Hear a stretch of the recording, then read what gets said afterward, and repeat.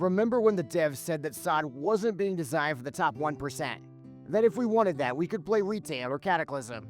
Here in Phase 8, many are asking what happened.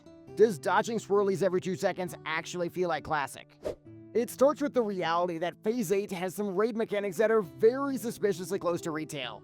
Whether Lillian Voss's Scarlet Grasp mechanic, Solostraza's Cremation and Whelp mechanics, or the interrupts on Council that lead to an instant raid wipe if you miss a single one. Except, like Magnum said, we just don't have the Retail tools. We have methodical, some would say slow, classic movement, the spell casts. My red interrupts, for example, are on a global cooldown. Easily you can get caught between ability casts. And if you happen to wipe on a boss, it probably takes another 10 minutes per pull compared to Retail. The reality, like Blake says, is that mixing the Retail gameplay with the Classic rating, it just doesn't work. Most Classic players I know, they want to focus on doing a lot of damage and just killing bosses. They don't want to be focusing on dodging swirlies, they don't want to rely on the rotations of healer domes and rallying cries just to survive mechanics. The consequences of designing Retail mechanics for a Classic game are clear. In Retail, you have mass res, so a fight like a Voss or a Solostraza or Calderon, it makes a lot more sense.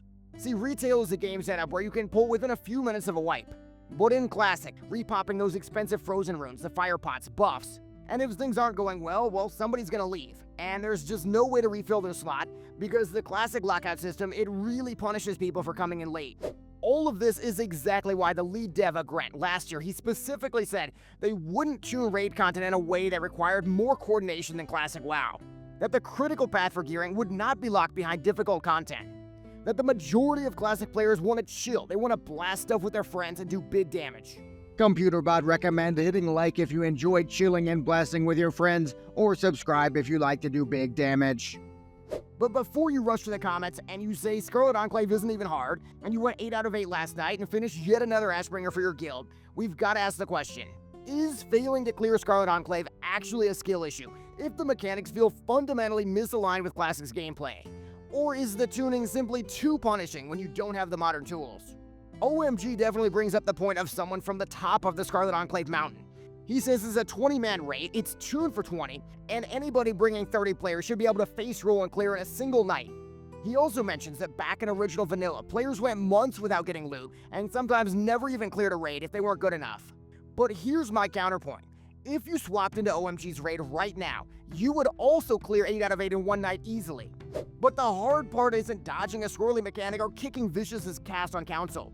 The hard part of Scarlet Enclave is that you need 25 to 30 other friends that are going to commit at least 6 hours of progression, most likely over the course of 2 nights.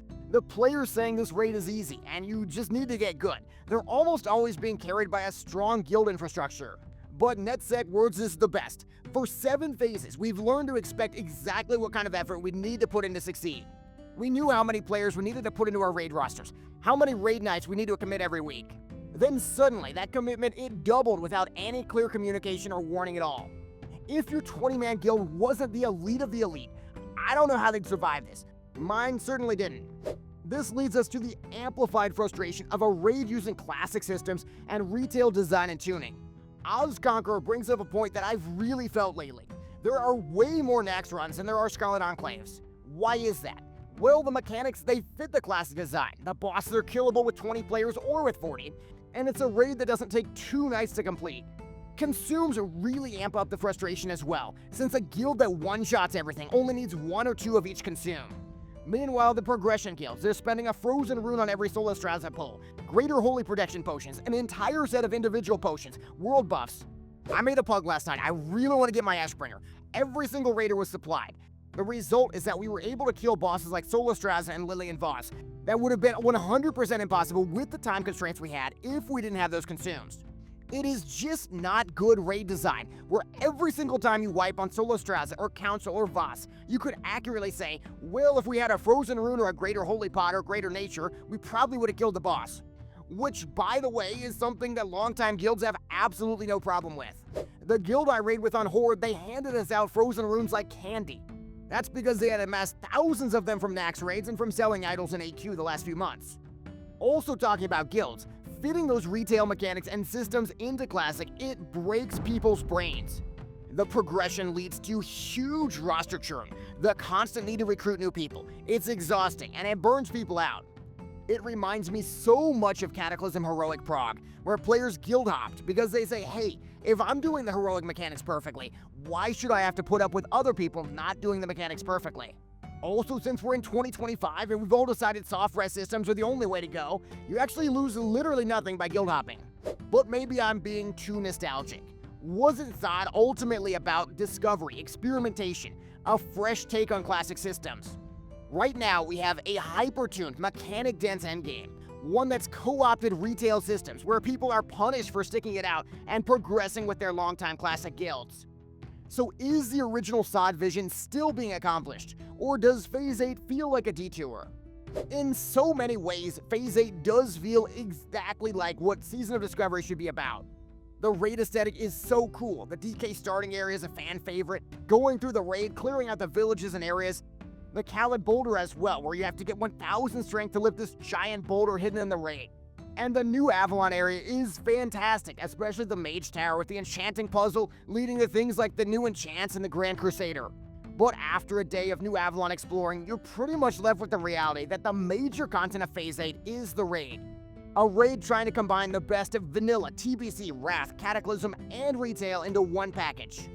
It succeeds in some ways. I'll give you Mason and Beastmaster are some of my favorite classic fights ever. But it's also noticeably failing in other ways. Drew Ladd sets the scene by saying, it's the last phase. Why do we need to rush and get full gear and full bis? That is an easy thing to say if you're in a 20-man guild, you're full clearing the raid every week. But some of us are going 3 out of 8, 5 out of 8, 6 out of 8. We aren't getting much progress at all towards full bis.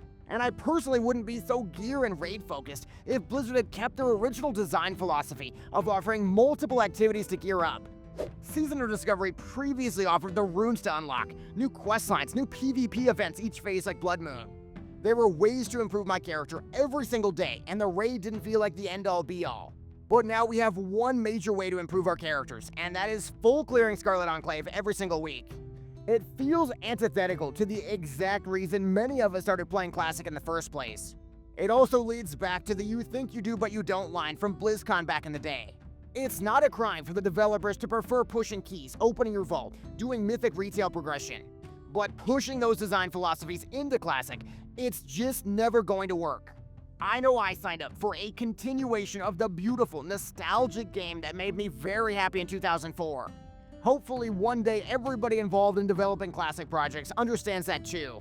So the big question remains, is this a SoD endgame that everybody wanted?